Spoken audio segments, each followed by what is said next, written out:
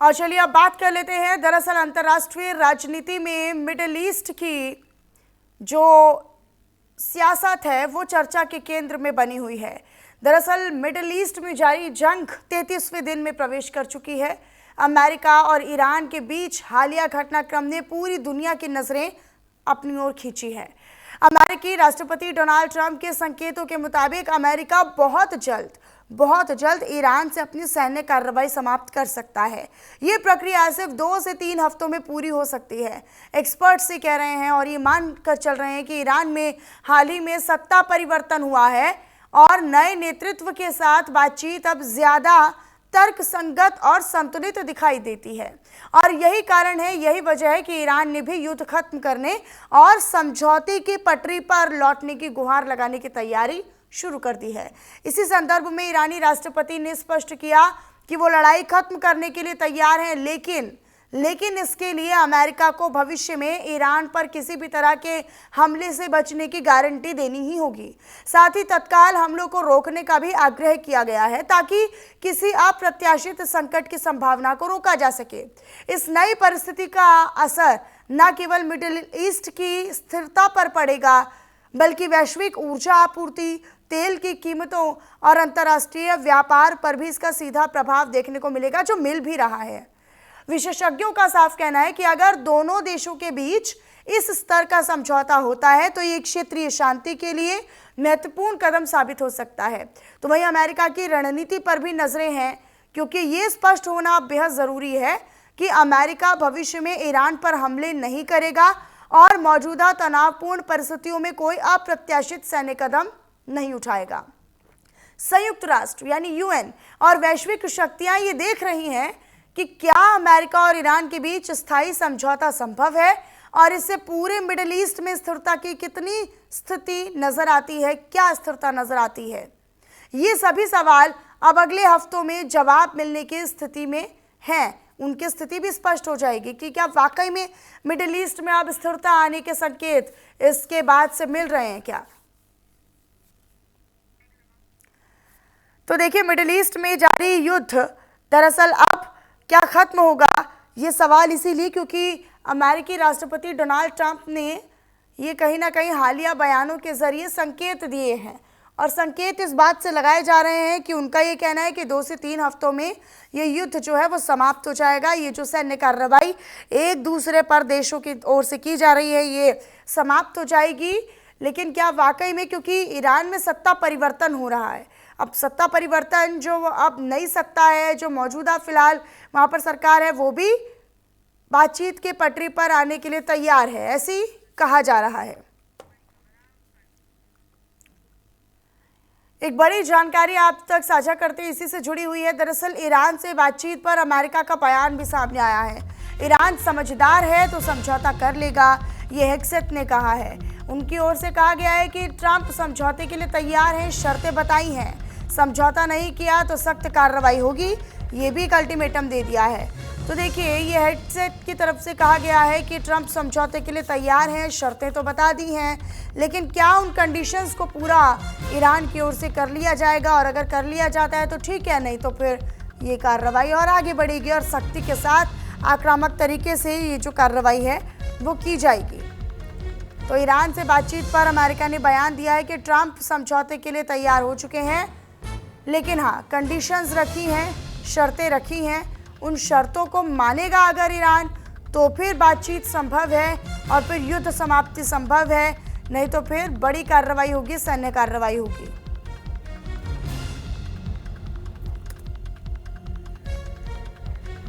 हालांकि यह हेक्सेट की तरफ से कहा गया है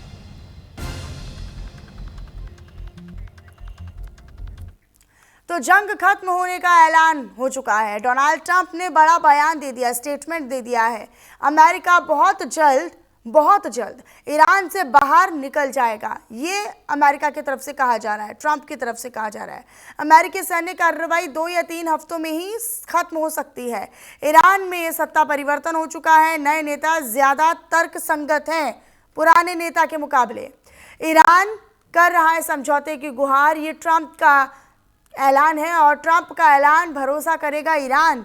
दरअसल ईरानी राष्ट्रपति ने भी बयान दिया है इसको लेकर कि ईरानी राष्ट्रपति की तरफ से कहा गया कि लड़ाई खत्म करने के लिए हम तैयार हैं, अमेरिका को फौरन रोकने होंगे अपने हमले, और ये भी मुख्य तौर पर कहा गया है कि भविष्य में भी ईरान पर किसी तरह की कोई सैन्य कार्रवाई ना हो, कोई हमला ना हो, इसकी गारंटी भी अमेरिका को देनी होगी और इस गारंटी के बाद ही हम हमला रोकेंगे और ये जो सैन्य कार्रवाई का दौर चल रहा है ये समाप्त होगा। तो दुनिया की नज़रें और ख़ास तौर पर यूएन की जो नज़रें हैं वो इसी पर टिकी हुई हैं। 24 घंटे में कहाँ कहाँ पर हमले हुए हैं वो भी जान लीजिए। लेबनान, बेरूत, अल नज़रिया और लेबनीन में हमला हुआ है। इसके अलावा Erbil, Iraq, Iran, Tehran, Natanz, Borujen, Bandar Abbas और साथ ही साथ सऊदी अरब, अल खरज, ये तमाम वो इलाके हैं जहां पर 24 घंटे में हमले हुए हैं। लेकिन सवाल जस का तस है कि ये जब हमले लगातार चल रहे हैं तो क्या इन 24 घंटों में हुए हमलों के मद्देनज़र ये कहा जा सकता है क्या कि आपसी बातचीत का रास्ता निकलेगा, या केवल हवाई बातें हैं? और ट्रंप तो कितनी बार अपने स्टेटमेंट से यू टर्न ले चुके हैं या पलट चुके हैं, तो क्या दुनिया उनके स्टेटमेंट पर भरोसा करेगी क्या? ये भी बड़ा सवाल है, क्योंकि डोनाल्ड ट्रंप ये पहली दफ़ा नहीं कह रहे हैं। अब भी इसी जंग में ही कितनी बार ट्रंप की तरफ से कहा गया है कि युद्ध समाप्ति की ओर है, हमने अपने टारगेट्स को पूरा कर लिया है और हमने परमाणु बनाए जाने की प्रक्रिया को रोका है। इन तमाम पहलुओं को ध्यान में रखते हुए ट्रंप बार बार ये कह चुके हैं, लेकिन फिर वो कुछ समय बाद अपना बयान बदल देते हैं। तो ये भी बड़ा सवाल है कि क्या ट्रंप के इस नए ऐलान और इस नए स्टेटमेंट पर दुनिया को, मिडिल ईस्ट को, यूएन को भरोसा कर लेना चाहिए क्या? वैश्विक स्तर पर इसका असर भी पड़ना शुरू हो चुका है। लेकिन ईरान क्या वाकई में समझौते की गुहार लगा रहा है? ईरान अभी तक ना रुका है, ना थका है और ना पीछे झुका है और ना पीछे हटा है। लेकिन सवाल ये है कि नहीं रुकने वाला ईरान, नहीं झुकने वाला ईरान, और ईरान जो है वो अमेरिका की जो शर्तें हैं क्या वो मानेगा? क्योंकि ट्रंप समझौते के लिए तो तैयार हो चुके हैं, लेकिन साथ ही साथ शर्तें भी हैं। ईरान में सत्ता परिवर्तन हो चुका है, तो जो नए नेता हैं वो ज़्यादा तर्कसंगत हैं। लेकिन क्या वाकई में केवल तर्कसंगत हो जाने से बात बनेगी? जो ट्रंप की जो शर्तें हैं, अमेरिका की जो शर्तें हैं, क्या उनको मानेगा ईरान? ये बड़ा सवाल है। अमेरिका को फ़ौरन हमले रोकने होंगे, ये ईरानी राष्ट्रपति का भी बयान है, और भविष्य में एक गारंटी भी देनी होगी कि ईरान पर कोई हमला नहीं होगा। भविष्य में पहले ईरान पर नहीं हमला होने की गारंटी देनी होगी, उसके बाद हम जो हमले हैं वो रोक देंगे। लेकिन इस बीच सच्चाई ये भी है कि बीते 24 घंटे में अलग अलग शहरों में, अलग अलग जगहों पर हमले भी हुए हैं, हिजबुल्लाह को टारगेट भी किया गया है। लेकिन क्या इन सब के बीच ये कह पाना ज़्यादा आसान है क्या कि हाँ अब 2 से 3 हफ्तों में जंग रुकने वाली है, या ऐसी उम्मीद लगाया जाना सही है?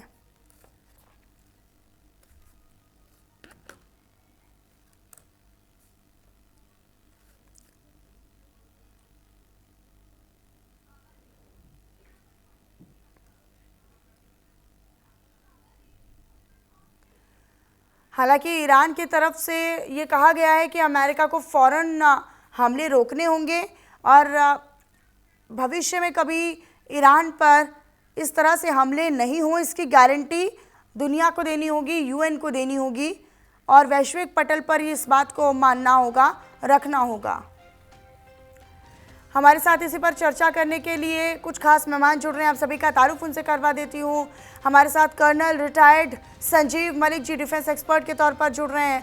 Group captain retired UK Devnath ji, पूर्व अधिकारी आईएएफ के हमारे साथ जुड़ रहे हैं। डॉक्टर डीके गुप्ता जी, विदेश मामलों के जानकार हैं, वो हमारे साथ जुड़ रहे हैं। आप सभी का मैं स्वागत करना चाहती हूँ इस मंच पर, और शुरुआत मैं मलिक साहब आप ही के साथ कर लेती हूँ। संजीव मलिक जी, आप ही के साथ इस चर्चा की शुरुआत।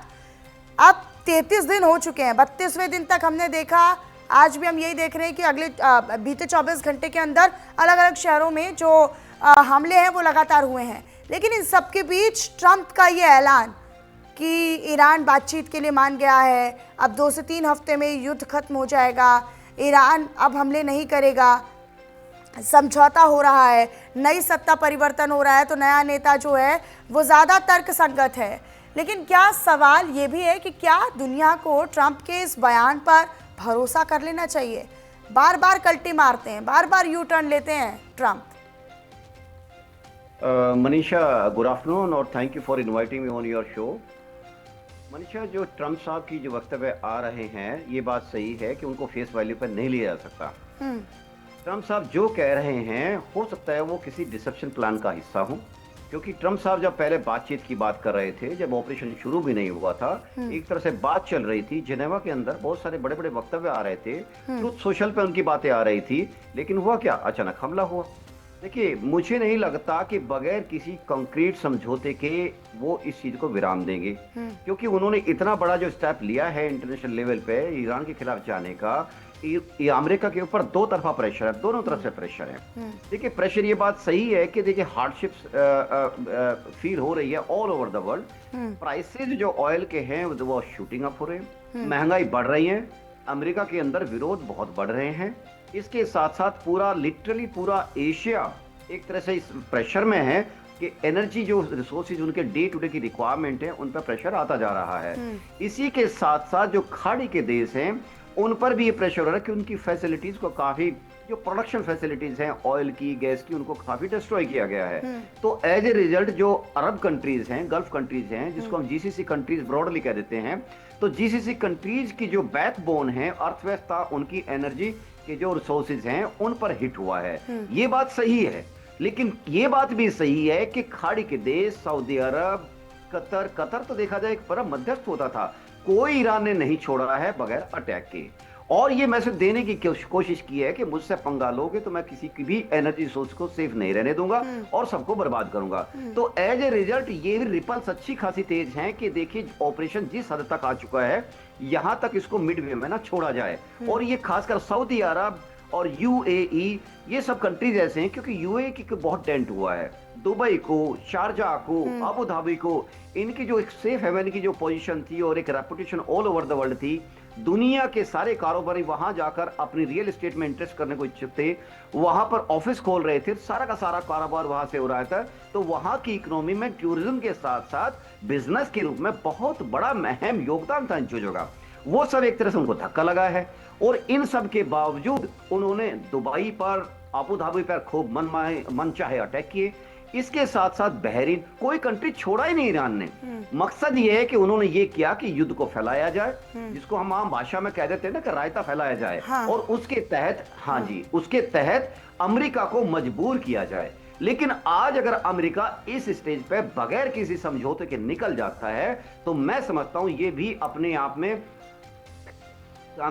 बहुत बड़ी प्रॉब्लम को अब बीच में छोड़ के जाने वाली बात होगी। मैं किसी भी देश पे आक्रमण की व्यक्तिगत रूप से कोई सराहना नहीं करना चाहता, लेकिन जो जियोपॉलिटिकल सिनेरियो है उसके तहत ईरान का ये मकसद है। देखिए, ईरान और इजराइल दो ऐसे स्तंभ है जहां पर अमेरिका की कुछ मजबूरियां भी हो जाती है। इजराइल का क्वेश्चन है सर्वाइवल, ईरान कहता है कि तुम्हें यहां पर टिकने का, जमीन पर जिंदा रहने का अधिकार नहीं है, और ईरान का मकसद है चौधराहट पूरे इस्लामिक उम्मा की, पूरे खित्ते की, सो दैट अगर इसी स्टेज पे ये विड्रॉ होता है तो निश्चित रूप से ईरान बहुत मजबूत कंट्री, उसकी पोजीशन बड़ी मजबूत हो जाएगी, और वो सब इन जितने जीसीसी कंट्रीज पे एक तरह से इनके लिए बड़ी प्रॉब्लम फ्यूचर में एक्सपेक्टेड है होना, क्योंकि इन पर वो पूरा पूरा अधिकार जताएगा और अपने हिसाब से हॉर्मुज के स्टेट को कंट्रोल करेगा। एक तरह से कुछ लोग ये भी कहते हैं कि वो टोल गेट की तरह करेगा। यस, इस संभावना से इनकार नहीं किया जा सकता कि वो अपने मन माफिक जो टैक्सेस है वो लेवी करेगा और यहाँ की एनर्जी को अपने हिसाब से चैनलाइज करेगा। दूसरी बात, एक और चीज मनीषा जी, जो खासकर आज ईरान का जो बर्ताव रहा है, जो उसका बिहेवियर रहा है, ऑपरेशनल बिहेवियर देख लीजिए, स्ट्रेटेजिक बिहेवियर देख लीजिए, ये सच में एक इररेस्पॉन्सिबल बिहेवियर की कैटेगरी में आता है। आज ये बात से अगर उनके पास एटम बम होता तो मुझे लगता है इजराइल के खिलाफ वो टैक्टिकल ये छोटा न्यूक्लियर बम चला दिया होता, और ये बात को सऊदी अरब भी जानता है, अरब कंट्रीज भी जानते हैं। हालांकि इसके रिपरकशन इसी से जोड़ते हुए मैं यूके देवनाथ जी का रुख कर लेती हूँ। यूके देवनाथ जी, जैसा कि अभी संजीव मलिक जी भी जिक्र कर रहे हैं कि अगर उतनी क्षमता होती या उतना ताकत होती तो फिर जो दिशा है उस युद्ध की बदल जाती। संयुक्त राष्ट्र के एक अधिकारी हैं मोहम्मद सफ़ा, जिन्होंने इस्तीफा दे दिया। उन्होंने अपनी चिट्ठी में लिखा कि मैंने ये जानकारी लीक करने के लिए अपना राजनयिक करियर खत्म कर दिया। उन्होंने ये लिखा है कि संयुक्त राष्ट्र ईरान पर संभावित न्यूक्लियर हमले के बाद की तैयारी कर रहा है और अमेरिका इजराइल को इसके लिए संरक्षण भी दे रहा है। इसके बाद उन्होंने अपने पैट्रियाटिक विजन एसोसिएशन के चीफ रिप्रेजेंटेटिव पद से इस्तीफा दे दिया है। क्या ये वाकई में होने जा रहा है? और उससे पहले ये ढिलाई जो हम ये देख रहे हैं कि उनके रवैये में, ट्रंप के रवैये में एक ढिलाई सी आ गई है। वो कह रहे हैं कि अब हम हमला नहीं करेंगे, अब तो बातचीत करेंगे, फिर से अचानक वो कुछ बड़ा करने वाले हैं। ये उसके पीछे की आहट है क्या? हाँ मनीषा जी, देखिए, हम जो 40 साल पहले, 30 साल पहले, 20 साल पहले, 10 साल पहले, 3 साल पहले हो गया था, उसको थोड़ी देर के लिए साइड में रख देते हैं। 28 फरवरी को किसने दूसरे देश के अंदर जाकर उस देश के सुप्रीम लीडर या जो भी हो, top politician and top generals को मार डाला बॉम्बिंग करके? क्या ये ईरान था? क्या ईरान ने अपने देश के ऊपर बॉम्बिंग करके आयतुल्लाह खमेनी को मार डाला? ये एक ट्रिगर पॉइंट था। मैं आपको बताता हूं कि अगर मैं भारत को और हमारी आर्म फोर्सेस को उसी पिक्चर में रखूं, आज अगर एक दुश्मन देश अचानक आज रात को 12 बजे हमारे देश के टॉप पॉलिटिकल लीडरशिप के घर पे, ऑफिस में हमला करके आसमान से बॉम्ब या मिसाइल गिराकर उनको मार डालता है, तो यह उम्मीद करना कि बाकी का जो भारतवर्ष है वो कल सुबह घुटने टेक देगा, सीजफायर कर देगा, कबूतर बन जाएगा या सफेद झंडा लहराएगा, मेरे ख्याल से दुनिया का कोई मुल्क नहीं करेगा। हाँ, अगर आप ये सोचें कि ईरान की गलती है, ईरान की गलती है। ईरान की गलती क्या है? वो पिछले 70 साल से, पिछले 46 साल से 1979 के बाद फिलिस्तीन के लोगों के साथ खड़ा है। अब वो टॉपिक एकदम अलग हो जाता है।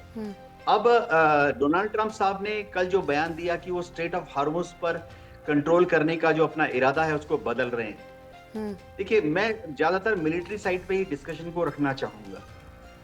डोनाल्ड ट्रंप ने ऐसा बयान कल जो दिया, जैसे कि अभी हम कर्नल संजीव भी बोल रहे थे कि ये हो सकता है कि डिसेप्शन का प्लान हो, लेकिन वाकई अगर अमेरिका स्ट्रेट ऑफ हार्मुज पर कंट्रोल करने का प्लान छोड़ देता है, क्योंकि उसकी मिलिट्री काबिलियत नहीं है, उसकी नेवी, एयरफोर्स और आर्मी के दम में नहीं है उस पर काबू करना, तो इसके रिपरकशंस समझने पड़ेंगे। रिपरकशन नंबर 1, पर्शियन गल्फ में अमेरिका की नेवी के जितने एसेट्स हैं उनके शिप्स हैं, वहां तो उनका 5वां फ्लीट का हेडक्वार्टर था, वो सब वहीं पे ब्लॉक हो गए हैं।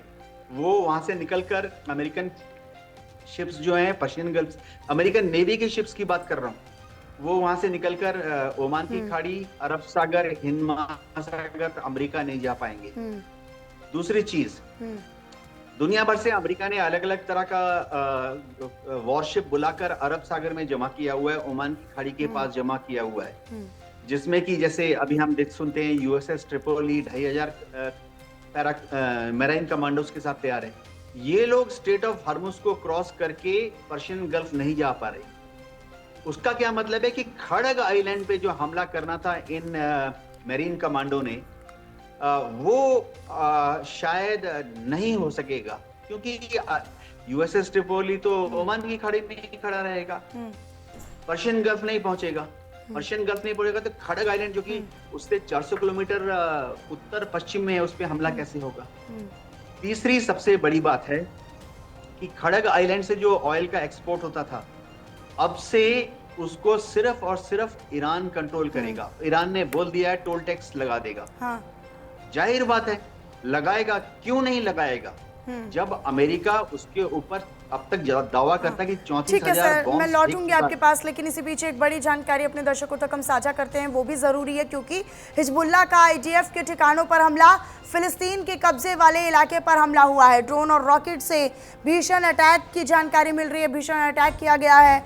हिजबुल्लाह के ओर से दरअसल फिलिस्तीन के कब्जे वाले इलाके पर यह अटैक और यह हमला किया गया है। तो ये बड़ी जानकारी, इस वक्त की बड़ा अपडेट है। ड्रोन और रॉकेट से अटैक किए गए हैं, भीषण अटैक किया गया है। यूके देवनाथ जी, मैं आपका रुख करूं, लेकिन एक बार मैं डीके गुप्ता जी का रुख करना चाहती हूं। डीके गुप्ता जी, ये जो हम देख रहे हैं कि लगातार हमले भी चल रहे हैं, दूसरी तरफ ट्रंप फिर से ये कह रहे हैं कि भाई युद्ध समाप्ति की ओर है, इस संकेत को आप किस तरीके से देख रहे हैं? दूसरा कि अभी ट्रंप ने एक प्रोवोक करने वाला बयान दिया था कि या तो हमसे जेट फ्यूल खरीद लें, ईंधन हमसे खरीद लें बाकी देश, या तो फिर स्ट्रेट ऑफ हॉर्मुज पर कब्जा कर लें, या तो इतनी हिम्मत जुटाएं कि वो ईरान से आमना सामना कर पाएं। और दूसरी तरफ उनका ये बयान कि युद्ध खत्म होने वाला है, हमारे सारे टारगेट्स अचीव हो चुके हैं। जी मनीषा जी, जय हिंद, जय भारत आप सभी लोगों को। देखिए, अगर वेरी फर्स्ट डे से अगर इस युद्ध को अगर आप नजरिए से बॉर्डर पिक्चर में देखें तो पहले तो दोनों लड़े, 10 दिन 15 दिन दोनों लड़े। उसके बाद 2 डायमेंशनल अप्रोच हो गया अमेरिका का। इजराइल इज ऑलवेज ऑफेंसिव, उसको पूरा ऑफेंस करने की छूट दे रखी है अमेरिका ने। जिसको पाओ मारो, जहां पे जो भी स्ट्रेटेजिकल कर, और अमेरिका भी उसमें एडा, लेकिन उसका कम इंटेंसिटी हो गई है। अब वो डिप्लोमेटिक चैनल पे ज्यादा आ गया है। उसका काम है कि किस तरह से मैं वर्ल्ड वाइड कंसोर्टियम बनाऊं। और अब देखेंगे कि पिछले 5-7 दिन के अंदर हॉर्मुज पर, और ट्रंप इज राइट, हॉर्मुज एक दुनिया की संपत्ति है, तो दुनिया के सभी लोगों को पास में आना पड़ेगा। वो जमाना चला गया जब नाटो के सभी लोग अपना विकास कर रहे थे। जर्मनी 40% बिजनेस करता है पूरे यूरोपियन यूनियन में 27 देशों में अकेला, और छोटा भारत से देश होगी, चौथी सबसे बड़ी इकोनॉमी है आज भारत से आगे। क्यों? क्योंकि उनको अपने डिफेंस पर खर्चा नहीं करना है। नाटो पे आज भी 63% पूरा का पूरा पैसा नाटो का। ट्रंप अपने पहले अवधि से कह रहे हैं कि नाटो में एक व्हाइट एलिफेंट है। तो ट्रंप एक सिंपल लॉजिक के साथ जहां जहां उनका पैसा खर्चा हो रहा है, या जहां पे उनके पैसे में कमी आ रही है, जहां पे जो हेजमनी क्रिएट करनी थी उनको, जैसे कभी इंग्लैंड किया करता था, कभी ओशियन पे कब्जा करते थे, डॉलर पे कब्जा करते थे, ट्रंप उसी वे में सेकंड वे सोचना शुरू कर दिए। तो अब देखेंगे कि उन्होंने बड़ा अच्छा चीज बोला है, क्यों America he straight of Hormuz को कंट्रोल करेगा। अगर स्ट्रेट ऑफ हॉर्मुज को कंट्रोल किया जा सकता है या ईरान उस पर कब्जा कर लेता है, तो फायदा देखिए किसको होगा। स्वाभाविक है कि इस समय 20% पूरा ऑयल एशिया पैसिफिक का आता कहां से है? वो अमेरिका साइड से आता, आज भी आता है अमेरिका साइड से, और उसके बाद स्ट्रेट ऑफ हॉर्मुज आता, कुछ रसिया साइड से आता है। तो 20% तो है ही, 18, 14 से 18, 20, 19 ऐसे रहता है। अगर बंद हो जाता है तो आपके पास मजबूर हो के विकल्प आपके पास कोई नहीं, आपको जाना पड़ेगा केप ऑफ गुड होप्स के, आपको जाना पड़ेगा लीबिया के पास, आपको जाना पड़ेगा अल्जीरिया के पास, जाना पड़ेगा आपको तेल लेने के लिए। तो आपको रसिया से लेना पड़ेगा तेल, तो उनके तेल की कमाई होगा। तेल की इतनी अच्छी कमाई होती है, मैं बता दूं कि उनकी एक युद्ध हो जाने के बाद उनके कंपनियों के प्रॉफिट जो है डबल हो जाते हैं एक युद्ध में, क्योंकि युद्ध में बहुत ज्यादा तेल लगता है, चाहे टीएफ हो चाहे कुछ भी हो, बहुत ज्यादा तेल लगता है, एक टैंक को चलाने में बहुत तेल लगता है। तो वो चीज एक पहले उन्होंने एक अच्छा आदमी भी बने कि भाई देखो मैं कोशिश कर रहा हूं, लेकिन वो पिछले वर्ल्ड वार 1 से भी लेंगे कि इंग्लैंड, रसिया और अमेरिका के सबकी शिप मारी गई थी जर्मनी के द्वारा। एक स्टेट में, जो स्टेट छोटा सा था उसमें माइंस लगा दिया था, तो वहां पे रिस्क लेंगे नहीं, बहुत स्ट्रेटेजिक है अमेरिकन। तो वो ऐसा चाहेंगे कि भाई आप सभी लोग आइए, नहीं तो आप अपनी हेजमोनी को बोल दिए कि मैं उसके सामर्थ्य में नहीं हूं। और यही अमेरिका चाहता है कि दुनिया में कोई नहीं है जो कि ईरान को टक्कर ले या स्टेट ऑफ हॉर्मुज को खत्म करा सके। मैं ही करा सकता हूं, अगर आना है तो आओ साथ में। अब कोई नहीं कह रहा है इसमें कि मैं आऊंगा करने के लिए। अब जाके धीरे धीरे प्रेशर ग्रुप क्रिएट कर रहे हैं। 20-25 कंट्री बोले हैं कि कंसोर्टियम बना के स्टेटमेंट जारी किए हैं। यूरोपियन यूनियन प्लस जापान ने स्टेटमेंट अपना जारी किया है कि स्टेट ऑफ, मतलब वो एक सैद्धांतिक तौर पे अभी इस बात के खिलाफ है कि स्टेट ऑफ हॉर्मुज को आप कब्जा करके रखो। अभी आज का न्यूज है कि सऊदी यूएई ने बोला है कि युद्ध में शामिल हो सकता है एक्टिवली। मैं भी वही पूछने वाली थी। हाँ, एक्चुअली शामिल हो सकता है। सऊदी अरेबिया इस मुद्दे को नहीं भुलाना चाहता अंदर अंदर। जिस दिन चूंकि अभी वो बच के काम कर रहे हैं, अगर जरा सा उनको लगेगा तो वो भी अटैक में शामिल हो जाएंगे, ताकि ईरान को खत्म ही कर दो। क्योंकि ईरान की वजह से सऊदी अरबिया, यूएई, कतर, सब खासकर तुर्की, ये सब देश बहुत परेशान है पिछले 40-50 साल से। चाहे उनके प्रॉक्सीज की वजह से, चाहे इनकी पॉलिसीज की वजह से, चाहे वो रिलीजियस बेसिस पे, चाहे इकोनॉमिकल बेसिस पे। और एक कंट्री नो डाउट कि सब रीजनल पूरे वर्ल्ड वाइड तो अमेरिका ने अपना हेजमोनी क्रिएट कर ही रखा है। सब रीजनल में ईरान अपना क्रिएट कर रखा है। ईरान ने कहीं सऊदी अरबिया परेशान कर रखा है, कहीं पे यूएई परेशान कर रखा है, कहीं पे स्टेट ऑफ हॉर्मुज को परेशान कर रखा है, रेड सी को कहीं बंद करवा देता है, तो कहीं पे किसी के अस्तित्व पे खतरा करने के लिए फौज क्रिएट कर देता है हमास और हिजबुल्लाह, जो कि किसी को जीने का अधिकार ही न दें। कौन फैसला लेने वाले हैं ये लोग कि मैं इन्हें जीने का अधिकार नहीं दूंगा? सही बात आनंद जी बोले कि अगर उनके पास अटैक बम होता तो अटैक कर देते अब तक को। हाँ, तो उस केस में दूसरे के पास भी सर्वाइवल का कोई कारण नहीं है, वो भी ऐसे ही अटैक करेगा। तो यहाँ पे एक चीज तो कंफर्म है कि दुनिया को सतर्क किया जा रहा है, भाई आप अपनी सुरक्षा और अपने सामान की यात्री सुरक्षा स्वयं करें। भारत को, चाइना को, जापान को, सबको आना पड़ेगा, ताकि भाई स्टेट ऑफ हॉर्मुज को किसी तरह से, चाहे यूनाइटेड नेशंस के थ्रू या अब देखिए ईरान क्या है 24 तो यानी कि ट्रम्प वो सर्कमस्टांस क्रिएट कर रहे हैं ये बोलकर, और अब ऐसी परिस्थिति बाकी पूरी दुनिया के लिए बना रहे हैं कि फिर एक विकल्प खोजना ही पड़ेगा दुनिया को एकजुट होकर। मैं रुक कर लेती हूँ संजीव जी आपका एक बार फिर से। संजीव जी, क्या आप भी मानते हैं कि जानबूझकर ट्रम्प इस तरह के स्टेटमेंट दे रहे हैं, एक माहौल क्रिएट कर रहे हैं, एक सर्कमस्टेंस बना रहे हैं कि केवल ईरान का ही कंट्रोल स्ट्रेट ऑफ हॉर्मुज पर क्यों रहेगा? अभी उनका मैं हालिया बयान भी देख रही थी, वो ही कह रहे हैं कि भाई अमेरिका अब किसी देश की कोई मदद नहीं करने वाला है, खुद जाकर लाओ हॉर्मुज स्टेट पर और फिर तेल लेकर आओ, या फिर कब्जा कर लो, या तो हिम्मत जुटाओ।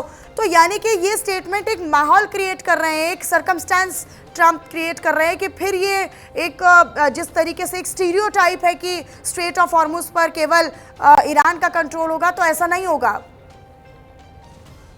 मनीषा, आपका ये स्टेटमेंट बिल्कुल सही है। ट्रम्प साहब टैक्टिकल मूव के तहत ये सारे बयानबाजी इशू कर रहे हैं, ये सारे बयान अपने सोशल प्लेटफॉर्म पर डाल रहे हैं और पूरी वर्ल्ड की मीडिया को दे रहे हैं। मेरा जो एनालिसिस है, मैं अपने एनालिसिस से मुझे फर्म है ये बात, मैं कन्विंस्ड हूँ कि ट्रम्प साहब इस स्थिति पे नहीं विड्रॉ करने वाले।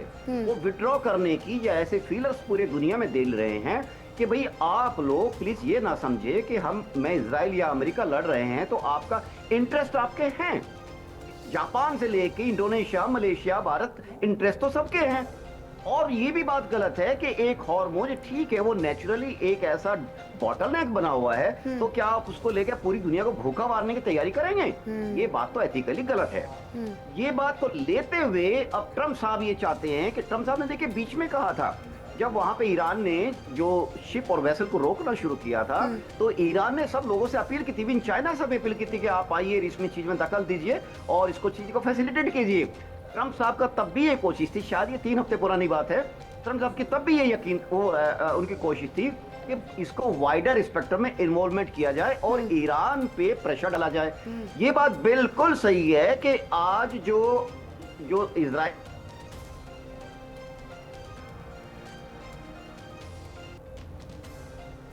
मैं रुक करूंगी संजीव जी आपका, मुझे लगता है थोड़ा शायद नेटवर्क इशू हो सकता है आपकी साइड से। मैं बाकी मेहमानों की तरफ रुक करूं, लेकिन इसी बीच एक बड़ी अपडेट अपने दर्शकों तक हम साझा करते हैं। इजराइल के खिलाफ यमन की सेना ने मोर्चा खोल दिया है। ईरान हिजबुल्लाह के साथ मिलकर लड़ने का ऐलान जो है वो किया गया है। अब इजराइल के खिलाफ ज्वाइंट ऑपरेशन की शुरुआत हो गई है। इजरायली ठिकानों पर मिसाइल अटैक का दाव खेला गया। ईरान हिजबुल्लाह के साथ मिलकर लड़ने का ऐलान जो है वो यमन की सेना की ओर से किया गया है। अब यमन की सेना ने भी मोर्चा खोल दिया है। ईरान हिजबुल्लाह के साथ मिलकर लड़ाई लड़ेंगे, ये कहा गया है। डीके गुप्ता जी आपका रुख करते हुए, आप इजरायली ठिकानों पर जिस तरीके से हमले हो रहे हैं, अब यमन की सेना ने मोर्चा खोल दिया है कि ईरान और हिजबुल्लाह के साथ मिलकर हम लड़ाई लड़ेंगे। दूसरी तरफ इस तरह की खबरें हैं कि यूएई भी इस जंग में सीधे तौर पर, प्रत्यक्ष तौर पर सामने आ सकता है। क्या आपको लगता है कि अब इस युद्ध को नया रूप या तो मिलने वाला है, या फिर बाकी कंट्रीज की एक डायरेक्ट इन्वॉल्वमेंट जिस तरीके से अब होने वाली है, क्या नए विकल्प खुलने वाले हैं? देखिए मनीषा जी, यमन तो पहली बात नहीं लड़ रहा है। हाँ। यमन के नॉर्थ साइड पर इन्होंने हाउदीज ने कब्जा कर रखा है। हाँ। मैं बता दूं कि अगर अमेरिका को अगर पिक्चर मिले तो अमेरिका ने कहां पे अभी कब्जा किया है? वेनेजुएला पे। ग्रीनलैंड पे उसने डांट के लगाई तो नाटो फौज वहां पहुंच गई सुरक्षा करने के लिए। उसने अपना पैसा खर्चा करता, सुरक्षा मेरी करो मेरी। उसका डियो गार्सिया पे उसने कब्जा करने की कोशिश की और 1-2 देशों में बोलता है कि मेरा क्यूबा पे बोलता है। लेकिन ईरान का देखिए इतिहास क्या है। ईरान ने, मैं बताया था, 2 फौज बना के एक इजराइल पे कब्जा करने की कोशिश कर रहा, मिटाना चाह रहा है। एक हाउदीज बना के यमन पे कब्जा कर चुका है, आधा यमन पे कब्जा है, वहां पे सनाओ में लड़ाई चलती है। जो यमन की जो डेमोक्रेटिक जो जनता द्वारा चुनी गई है वो बेचारे साउथ और वेस्ट ईस्ट में है, और नॉर्थ वाले में पूरा हाउदीज हैं, वो लड़ते रहते हैं। मतलब ईरान ने वहां भी गुलामी बना रखी है, ईरान ने सीरिया में गुलामी बना रखी है, वहां भी अपनी फौज बना के भेज दिया, सीरिया में भी गुलाम, उसको अमेरिका ने किसी तरह हटवाया और असद को रसिया भागना पड़ा। ईरान ने इराक में भी यही काम किया। ईरान ने मतलब कोई देश ऐसा नहीं छोड़ा, लेबनान को भी उसने लगभग कब्जा करे, क्योंकि हिजबुल्लाह आधा कब्जा कर चुका है। अब साउदर्न लेबनान में अब जाके जो है इजरायली कुछ कब्जा किए हैं जमीन पर। तो ये हर देश में खुद कब्जा करना चाहता है ईरान, और दूसरा को दवाई दे रहा है कि भैया मेरे पे कब्जा अमेरिका करना चाहता है। तो पिछले 50 साल से 40 साल से तो आपने ऐसा किया। तो एक चीज ये भी ध्यान देना पड़ा। दूसरी बात है कि इजराइल ऑफेंसिव है, इजराइल एक पॉलिसी के तहत इसमें खूब अटैक कर रहा है, और लगभग वो अपनी सेना उतार चुका है लेबनान में, जैसे हिमास का उसने किया वैसे वहां पे करना चाह रहा है। तो ये लोग जरा डिस्टर्ब करना चाहते हैं इजराइल को, लेकिन कुछ कर नहीं पाएंगे, क्योंकि पिछले 25 दिसंबर में इनको अमेरिका ने खूब पीटा है यमन को, और उनको संधि करनी पड़ी थी।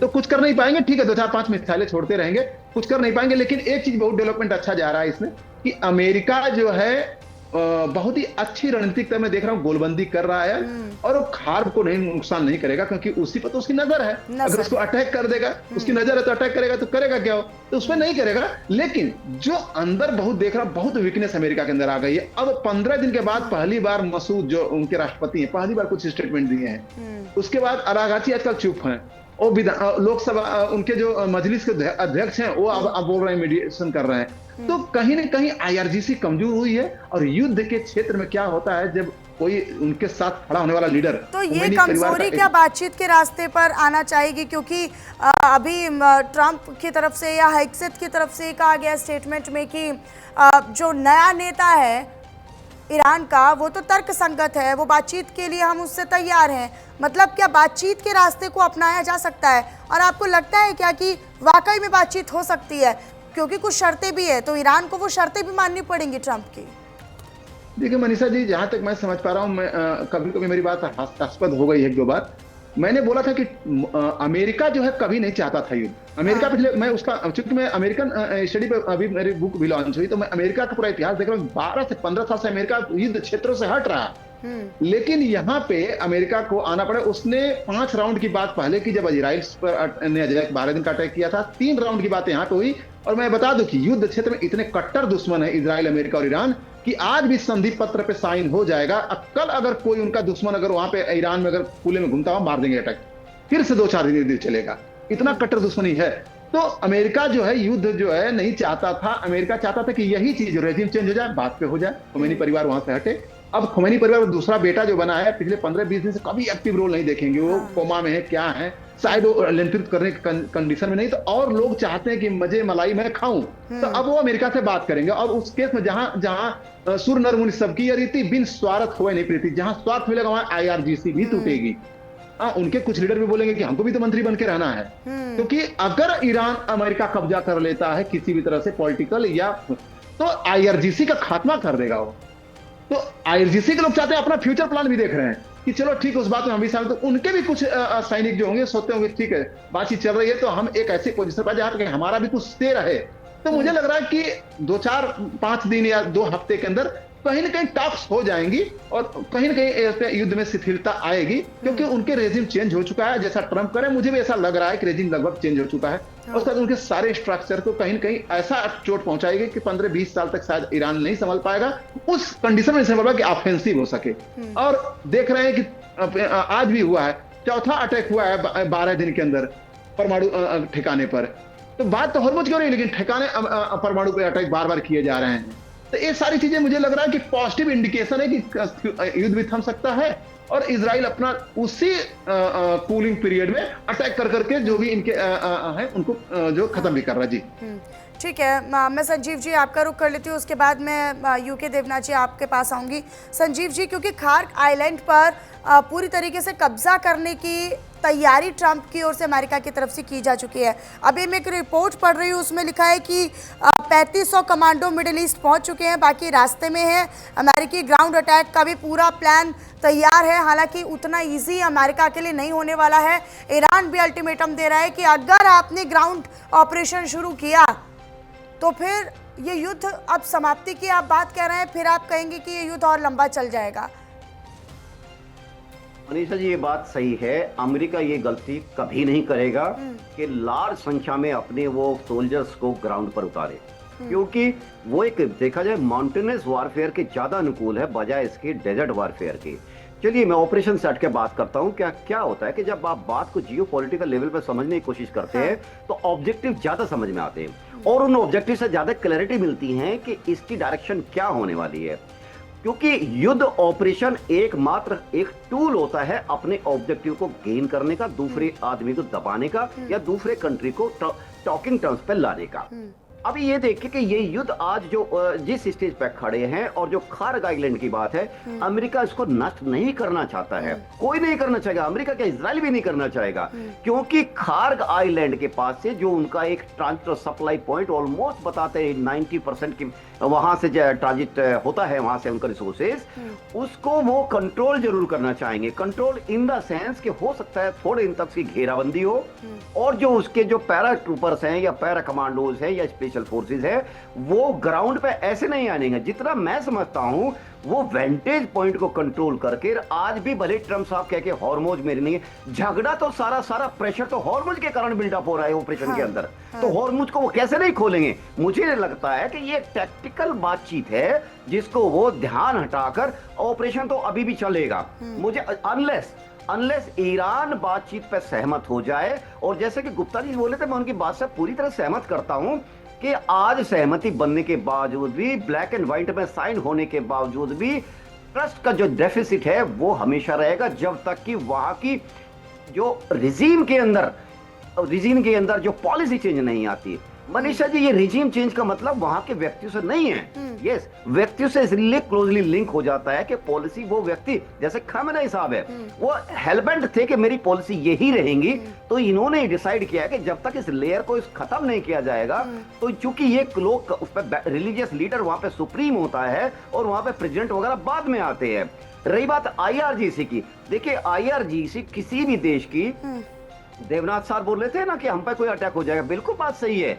देखिए आर्मी काम करती है देश के ऑब्जेक्टिव और लास्ट सुरक्षा तक, यानी लास्ट बुलेट लास्ट ब्रेथ तक आर्मी लड़ती है और वो लड़ती भी रहेगी। लेकिन IRGC के अगर ऊपर से इन्हें निर्देश आएंगे कि let's work for the construction, let's work for the development और let's work for the betterment of Iran, तो आई एम श्योर उनके भी जो टॉप लीडर्स है, जो आदेश दे रहे हैं, जो इसका संचालन कर रहे हैं मौजिक फॉर्म में, वो लोग भी इस बातचीत में मुझे लगता है ज्यादा हेजिटेट नहीं करेंगे। आज की डेट में चूंकि लल पीरियड है और ईरान अपने आप को किसी भी क्षण पे, किसी भी फेज के अंदर कमजोर नहीं दिखाना चाहता है, क्योंकि उसको भी मालूम है कि अल्टीमेट सॉल्यूशन बातचीत के थ्रू ही आएगा, साइनिंग विद द पेनिंग सही आएगा। उसके लिए जब वो बातचीत के टेबल पे आए तो वो अपने आप को निचले किनारे पर नहीं पाना चाहते, वो चाहते हैं कि हम बराबरी पे होकर बात करें। लेकिन एक बात मैं फिर कहूंगा, इस पूरे एरिया की बवाल की जड़ क्या है, उन जड़ों पर जरूर ध्यान दीजिए। अगर उनको एड्रेस नहीं किया गया डायरेक्टली और इनडायरेक्टली या फिर समझौता फॉर्म में, तो ये समझिए ये प्रॉब्लम ये सुलेवर फिर आएगा, 2 साल बाद फिर झगड़ा होगा, 3 साल बाद फिर ऑपरेशन होंगे। देखिए ईरान को 79 के पहले एक ट्रायंगल था, अमेरिका, ईरान, इजराइल। इजराइल ने इतने मधुर संबंध होने के एवज में ईरान के अंदर टेक्नोलॉजी के अंदर उस वक्त बहुत बड़ा इन्वेस्टमेंट किया, टेक्नोलॉजी का इन्वेस्टमेंट किया। और एक चीज बताऊं, मेरा तो मानना यह है कि आज उनका जो मिसाइल प्रोग्राम है उसकी जड़ में वो टेक्नोलॉजिकल इंफॉर्मेशन और टेक्नोलॉजी शेयरिंग का भी रोल है। तो इजराइल इस बात को मानता है कि सर्वाइवल मेरा ही नहीं, सर्वाइवल पूरे GCC कंट्रीज का है। अगर इस प्रॉब्लम को सॉल्व नहीं करोगे तो ये problem bar bar it will hound you again and again. तो प्लीज इसको किसी भी रूप में सॉल्व कीजिए, या तो चाहे समझौता हो जाए। और रही परमाणु की बात, ये बात सही है कि अभी जैसे गुप्ता जी बोल रहे थे, ईरान का बिहेवियर एक रेस्पॉन्सिबल नेशन का नहीं रहा है। हालांकि ईरान को भी पूरा अधिकार है, ये खुद मुख्तार कंट्री होने के कारण हर कंट्री अपनी देश की सुरक्षा में अपने वेपन भी डेवलप करता है, रिसर्च एंड डेवलपमेंट को भी बढ़ावा देता है। लेकिन आपकी इंटेंशन आपके फ्यूचर की तरफ इशारा करती है। लास्ट सेंटेंस ये बोलता हूं, हमारे पड़ोस में देख लीजिए टेररिस्तान को, क्या अब वो उनका अभी देखे, अगर अमेरिका हम पे, एक हफ्ते पुरानी बात है कि अमेरिका हम पे अटैक करेगा तो हम मुंबई दिल्ली को तबाह कर देंगे। ये भूल जाइएगा, ऐसे जो गैर जिम्मेदाराना वक्तव्य और होते हैं यही तो आपके अमेरिका को लगा कि तेहरान पर अटैक करेंगे, लीडरशिप को खत्म करेंगे, टॉप साइंटिस्ट एंड डॉक्टर्स को खत्म करेंगे तो फिर सब कुछ हमारे कंट्रोल में आ जाएगा, हौसला टूट जाएगा तेहरान का, कमांड खत्म हो जाएगी, खराब हो जाएगी, तो फिर जिस तरीके से हम चाहते हैं एक पपेट बनाना, वो पपेट बन जाएगा। लेकिन यहाँ पर ट्रंप की स्क्रिप्ट ही बदल गई है। ठीक है, मैं रुक करूंगी आपका सर, लेकिन इसी बीच एक बड़ा अपडेट आप तक साझा करते हैं। ईरान समर्थित मिलिशिया की कुवैत को धमकी, कुवैत में घुसकर कब्जा करने की धमकी दी है। अमेरिका की ग्राउंड अटैक करने पर धमकी दी गई है और ये कह दिया गया है कि कुवैत की ज़मीन का इस्तेमाल हुआ तो बॉर्डर ही बदल कर रख देंगे। ये धमकी दी है, कुवैत में घुसकर कब्जा करने की धमकी, कुवैत की ज़मीन का इस्तेमाल हुआ तो फिर बॉर्डर बदल देंगे, ये भी कहा गया है। तो फिलहाल ये बड़ी जानकारी आप तक साझा करें, कुवैत की ज़मीन का इस्तेमाल हुआ तो फिर बॉर्डर बदल देंगे, ये धमकी दी गई है। ईरान समर्थित मिलिशिया की कुवैत को धमकी दी गई है, कुवैत में घुसकर कब्जा करने की धमकी दी है और ये कहा है कि अगर कुवैत की धरती का इस्तेमाल हुआ, कुवैत की ज़मीन का इस्तेमाल हुआ तो फिर बॉर्डर ही बदल कर रख देंगे। यूके देवनाथ जी, मैं आपका रुख कर लेती हूँ। यूके देवनाथ जी, देखिए जो हार रहा होता है वो बार बार ऐलान करता है कि भाई बस हो गया, बस होने वाला है, अब बस खत्म हो गया है सब। क्या ट्रंप ये जो बार बार ऐलान कर रहे हैं कि अब 2 से 3 हफ्ते और है, इससे पहले भी मैंने देखा था कि 15 दिन पहले भी उन्होंने शुरुआत में ही कह दिया था कि बस हफ्ते भर और चलेगी, ईरान पूरी तरीके से ख़त्म हो चुका है, ईरान पे हमारे जो टारगेट्स हैं हमने वो पूरे कर लिए हैं। ये बार बार दोहराना, ये क्या संकेत है, क्या साइकोलॉजी इसके पीछे? और दूसरा, क्या ये ट्रंप को हारा हुआ दिखा रहा है वैश्विक स्तर पर? बार बार ऐलान कर रहे हैं, फिर जंग 24 घंटे में फिर कंटिन्यू हो जाती है, फिर ईरान हमले कर रहा है। ईरान की तरफ से तो एक बार भी ये नहीं कहा गया कि हाँ हम बातचीत के लिए तैयार हैं, या हम ट्रंप से बातचीत करना चाहते हैं, या हम युद्ध विराम करना चाहते हैं। वो तो हमेशा यही कह रहा है कि भाई हम तो 6 महीने तक के लिए रेडी हैं। ट्रंप का बार बार ये कहना होता है कि अब समाप्त हो रहा है। तो क्या ये वैश्विक स्तर पर एक हारा हुआ संकेत ट्रंप को लेकर दिया जा रहा है? मनीषा जी, जो मैं कहूंगा सिर्फ मिलिट्री पर्सपेक्टिव पे कहूंगा। मिलिट्री पर्सपेक्टिव पे देखें तो अमेरिका ये जंग हार चुका है, ईरान ये जंग जीत चुका है। 32 दिन की इतनी भयंकर बमबारी के बाद ये आज ईरान लड़ रहा है, यानी मिलिट्री पॉइंट ऑफ व्यू से देखें तो ईरान इस जंग को जीत रहा है। दूसरी चीज, अमेरिका ने ये जो 28 फरवरी को बमबारी शुरू की थी, जो उनके ऑब्जेक्टिव थे उनमें से एक को भी अभी तक हासिल नहीं कर पाया। उल्टा आज अमेरिका भूल गया है उन सब चीजों को। अगर आप देखें, अमेरिका अब न्यूक्लियर बॉम्ब भूल गया, ईरान की लॉन्ग रेंज मिसाइलें भूल गया, अमेरिका अब हमास, हुती, हिजबुल्लाह भूल गया है। अमेरिका रोज यही डिस्कस कर रहा था पिछले 30 दिन से, स्टेट ऑफ हॉर्मुज। अब स्टेट ऑफ हॉर्मुज भी अमेरिका के हाथ से निकल चुका है। देखिए, हर जंग के 2 पहलू होते हैं कि ईरान मोराली यानी नैतिकता की दृष्टि से सही है या गलत है, वो अलग चीज है। लेकिन जहां तक जंग की बात है, स्टेट ऑफ हॉर्मुज का जंग ईरान जीत चुका है। आज की तारीख में एक भी अमेरिकन शिप बिना ईरान की मर्जी के स्टेट ऑफ हॉर्मुज से ना अंदर आ सकता है ना बाहर जा सकता है। ईरान ने बोल दिया अब से टोल टैक्स लगाएगा। उसने बोल दिया कि टोल टैक्स वो मित्र देशों से नहीं लेगा, चीन, नॉर्थ कोरिया, रूस, भारत, शायद पाकिस्तान, इन लोगों से टोल टैक्स नहीं लेगा। दूसरी चीज, जितनी कंट्रीज अमेरिका के समर्थन में हैं उनसे टोल टैक्स लेगा। मैं वैसे मनीषा जी बताते हूँ, टोल टैक्स बहुत कम है, छोटा सा अमाउंट, यानी बेसिकली एक शिप पर $1 मिलियन। तो अगर आप देखेंगे, जैसे हम कहते हैं कि $100 में 1 बैरल कच्चा तेल मिल रहा है, तो महज करीबन $5 1 बैरल पर टोल टैक्स होगा, ज्यादा नहीं है, 5%। और उसने कहा है कि ये किससे लेगा? जो देश अमेरिका का समर्थन कर रहे हैं। मेरा तो अंदाजा मिलिट्री पर्सपेक्टिव से बहुत अच्छा है कि ये ईरान का बहुत सही डिसीजन रहा है। और ईरान ने एक और चीज बोली है कि अमेरिका के शिप को और इजराइल के शिप को जाने नहीं देगा। फिर से मैं दोहरा रहा हूं कि मिलिट्री पर्सपेक्टिव से ये पॉइंट बहुत अच्छा रहा है। देखिए, दुनिया के देश जो हैं चाहे कोई भी देश हो, उनको डिसाइड करना पड़ेगा कि क्या वो ईरान की भर्त्सना करते हैं, क्या वो अमेरिका को क्रिटिसाइज करते हैं, क्या वो इजराइल को क्रिटिसाइज करते हैं। हाँ। आज की तारीख में इस जंग की, देखिए जंग तो हजारों साल से लड़ रही है, सब लोग लड़ रहे हैं। इस लेकिन जंग क्या की इस शुरुआत जंग का किसने की? मकसद बदल चुका है क्या सर? क्योंकि न्यू रिजीम की बात ट्रंप ने कही थी, IRGC को खत्म करने का प्लान ट्रंप का था, H3 हिजबुल्ला, हमास, हुती, इनको टारगेट करना और इनको खत्म करने का प्लान था। लेकिन क्या अब इस प्लान में बदलाव हो गया है? क्या ट्रंप का मकसद ही बदल गया है इस युद्ध का? मनीषा जी, ऐसा होता है कि युद्ध में हमें फौज में सिखाया जाता है कि एक selection and maintenance of M.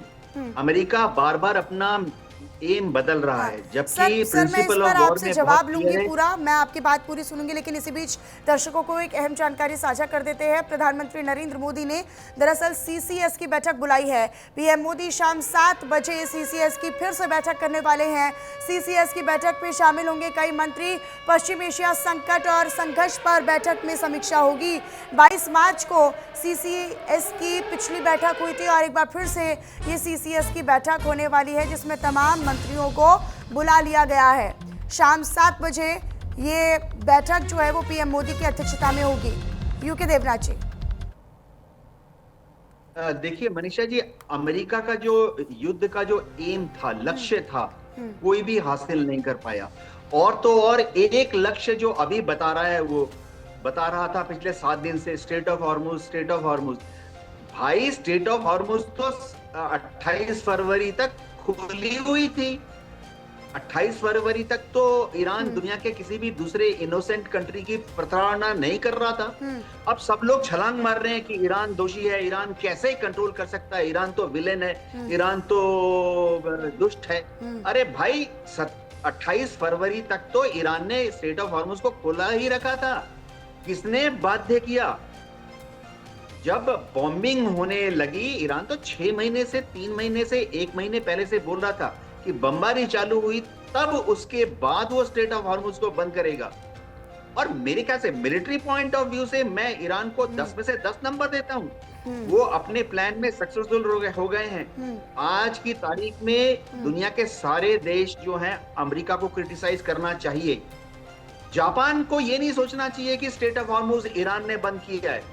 Japan को यह सोचना चाहिए कि स्ट्रेट ऑफ हॉर्मुज ईरान ने क्यों बंद किया है, किसने बंद कराया? अमेरिकन और इजरायली बॉम्बिंग ने बंद कराया। आज अमेरिका और इजरायल बॉम्बिंग बंद कर दें, उसके बाद ईरान भी कुछ दिनों के बाद बोलेगा हम स्ट्रेट ऑफ हॉर्मुज खोल देते हैं।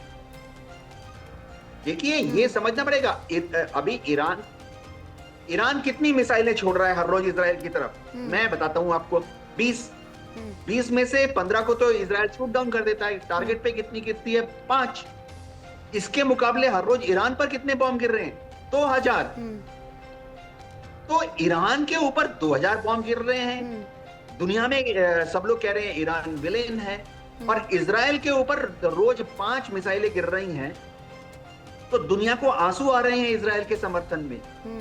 एज ए मिलिट्री मैन मैं कहता हूं कि मैं फिर से अपने फेवरेट एग्जांपल में चला जाता हूं कि अगर कोई देश भारत के ऊपर 5 बॉम्ब फेंकता है, उसके बाद भारत को पूरा हक है काउंटर ऑफेंसिव में 20 बॉम्ब फेंकने का। बिल्कुल।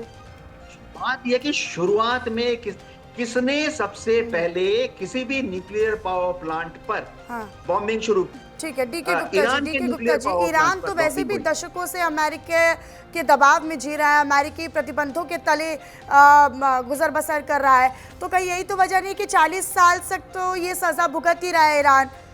अब वहाँ के लोगों को इतना बेपरवाह बना दिया है कि अब एक और धमकी तो बस साधारण मंगलवार की तरह लगती है। अब उससे कोई फर्क ईरान को नहीं पड़ता। मनीषा जी, सब लोग बोल रहे हैं गल्फ कंट्रीज पर ईरान ने त्राही कर दी है। ईरान ने कहां की है गल्फ कंट्रीज के ऊपर त्राही? आप मुझे पिछले 46 साल में 1979 के बाद एक एग्जांपल दे दीजिए जहां इजराइल ने किसी भी जहां ईरान ने किसी भी गल्फ कंट्रीज पर हमला किया।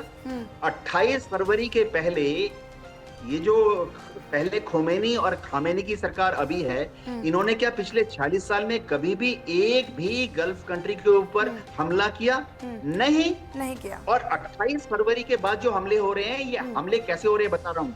ईरान ने ऑफिशियली बोला भाई अमेरिकी आर्मी नेवी एयरफोर्स बेस सही है। हाँ। अगर मैं ईरान का आर्मी कमांडर होता मैं भी वही करता। ईरान ने क्लियरली बोला है अमेरिकन एम्बेसी एंड कंसुलेट जो गल्फ कंट्रीज सर, में मेरे पास सही समय है। की कमी है सर, मैं एक conclusion remark DK Gupta ji से भी ले लेती हूँ। डीके गुप्ता जी, सवाल आप ही से था वैसे मेरा कि अब उस धमकी से कोई फर्क नहीं पड़ता ईरान को। अब बड़ा बेपरवाह सा ईरान हो गया है कि एक और धमकी तो एक साधारण सी धमकी लगने लग गई है। अब लड़ेंगे और जी भर के लड़ेंगे। अक्टूबर 23 के अंदर हमास ईरान की सेना क्या दुनिया का सबसे द्रुतगामी कत्ल किया। 1 घंटे में 1400 लोगों का कत्लेआम, और कत्लेआम के बच्चों के जो माँ थी उनके पेट में बच्चे थे उनको निकाल के मारा है। सोचने की बात है, ये ईरान मारा है, हमास नहीं मारा। हूती ने अभी 25 दिसंबर में टिप रोक दी थी। सऊदी अरबिया का भी यमन के हूती से लड़ाई चल रहा था, वो ईरान की सेना। ईरान कहां नहीं प्रॉब्लम क्रिएट किया है मिडिल ईस्ट के अंदर। जरूरी कि ईरान की सेना आईसीसी लड़ेगी तभी करेगी, उनके द्वारा फंडेड है। दुनिया को पता है कि हुती, हमास, हिजबुल्लाह सब ईरान, उनके पास कहां से हथियार आएंगे? क्या सऊदी अरबिया दे रहा है? क्या यूएई दे रहा है? क्या अमेरिका दे रहा है?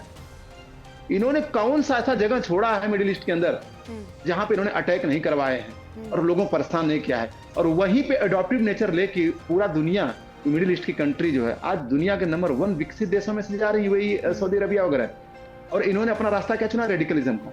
हम कह रहे हैं 79 से पहले क्यों नहीं वहां पे अटैक हो रहे थे? 79 से पहले क्यों नहीं अटैक हो रहे थे? तो अटैक इन्होंने रास्ता ही अलग चुन लिया। रास्ता अलग चुन लिया, जैसा कि आनंद साहब भी बोल रहे थे कि रास्ता इन्होंने अलग चुन लिया, तो रास्ता जब चुन लिया तो उसके प्रतिवाद होने लग गया। समझने की बात है कि दुनिया में 2-3 देश दुनिया में हमेशा ऐसे रहे हैं जो कि आप ज्यादा बोलोगे तो बर्दाश्त नहीं करेंगे, चाहे नियम पे हो चाहे नहीं, क्योंकि एक बहुत ही मजबूत आदमी का एथिक्स वहीं रुक जाता है जहां उसका कंफर्ट जोन डिस्टर्ब हो जाता है। ये अमेरिका के साथ होता है, ब्रिटेन के साथ होता है। और यही स्थिति अभी हम मिडिल ईस्ट में जारी इस युद्ध की भी देख रहे हैं। बहुत शुक्रिया बहरहाल आप तीनों खास मेहमानों का हमारे साथ जुड़ने के लिए और इस पर चर्चा करने के लिए। और फिलहाल इस चर्चा के साथ इस बुलेटिन में भी इतना ही। आप देखते रहिएगा न्यूज़ इंडिया।